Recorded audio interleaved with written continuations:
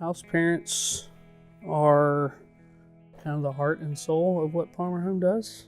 You really can't explain it. It was just you felt the calling and we knew it was time. So they're the everyday influencers and mom and dads to the children that come into our care. I think both of us are firm believers in if God calls you to it, He's going to walk you through it. If God's calling you to do this, what He did with us, you can do it, and it is possible. From there on out, God has given us the wisdom and the grace and what it needs, what we need to do what God's called us to do. God doesn't call the equipped, He equips those that He calls. So everybody that's come, they've come from all different backgrounds. God works through them to help them do this job. We started praying about it, and we knew through prayer that God was opening this door. Not saying everything's perfect by any means, but out of that many people in the house, there's always going to be somebody in a good mood. So even no matter what's going on, it's just a good. It's kind of like you have a good feeling throughout the day all the time. That's what makes it. It is hard to put into words the joy that comes from watching children mature and grow and feel safe and let their walls down.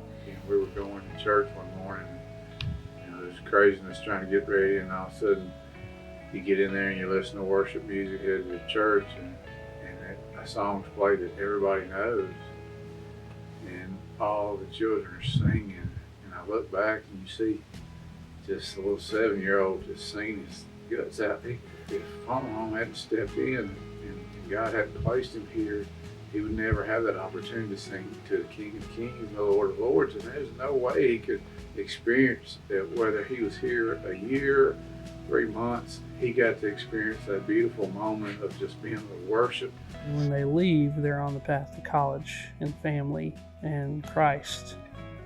None of that is possible without the house parents that they live with.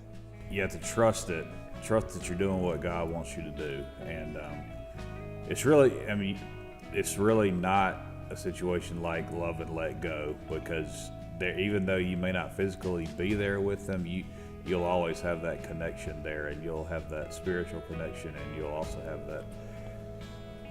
that element to it where you serve that role for whatever length of time that it was.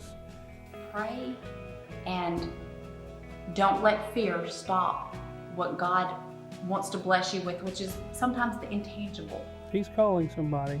He's calling for a reason, and He will help them do this mission. It's day in and day out trusting Him and relying on Him. It was definitely a struggle, but God was faithful. And if I had to do it again, I would want to do it the same way.